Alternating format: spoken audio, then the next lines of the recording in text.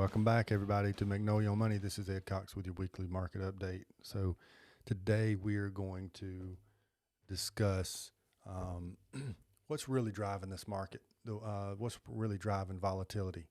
And a lot of people are, thinking that it's the Ukraine Russian war. It has had some effect, but I wanted to show you kind of history of what geopolitical events, what they've done to the market, and really what this one's done so far, how it's affected.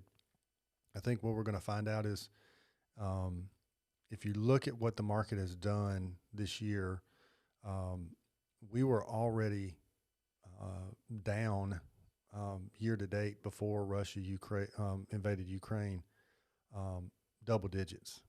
And so what was the driver of that? Inflation, the Fed raising rates, but I did want to talk about the Ukraine invasion, geopolitical events that's happened, in the past, and how they've affected, and what does this one look like. So I've got a good little piece here that I want to show you. Let's take a look at that. So currently, you can see. Let me get my little laser pointer here.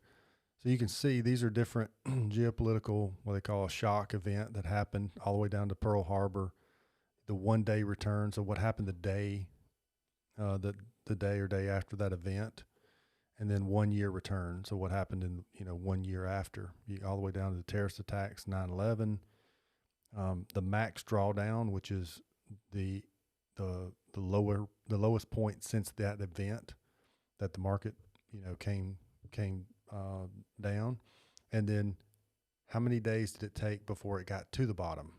So this was the max that it went down. This is how many days it took to get there, and how many days until it recovered. If we look at the Russia invasion, when they invaded Ukraine, that was on February the 24th of this year. So the first day, the market was actually up about 1.5%. We don't know the 1 year return.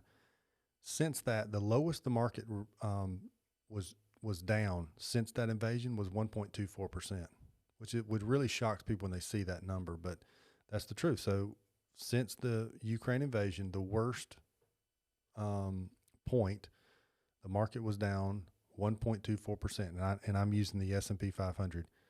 There was 19 days between the invasion and when it hit the bottom. 19 days it took. The market went down 1.24%, and the recovery, actually, the recovery was, I think, a couple of weeks, and it was back above where it was before the invasion. So, what this tells me is the Russia invasion really had little to do with the market volatility that we're seeing and the point that we are in the market. Most of those negative returns prior to were how happened prior to the invasion. So, when you really step back and you look at the numbers and what's going on, what's happening in our economy is the investing world is concerned that if the Federal Reserve raises rates too fast, that they could stall the economy. That is really what's happening here. Inflation is a big issue, and the Federal Reserve keeps coming out in a very aggressive mentality that they're going to get inflation under control. And so as we look at the year and what's going on, we want to make sure we put things in context, and we want to make sure we understand that yes, the Russia invasion is terrible, it's bad, it's not good on any economy out there, but we really in our markets have not seen the effects of it that I think most people are thinking that we've seen. That the news has made this out to be. Most of the negative returns we've had this year so far have come from inflationary concerns, Federal Reserve raising the rates too fast concerns, and all of these things happened before the invasion of Russia into Ukraine. So hope that helps put some things into perspective. As always, write in if you have a question.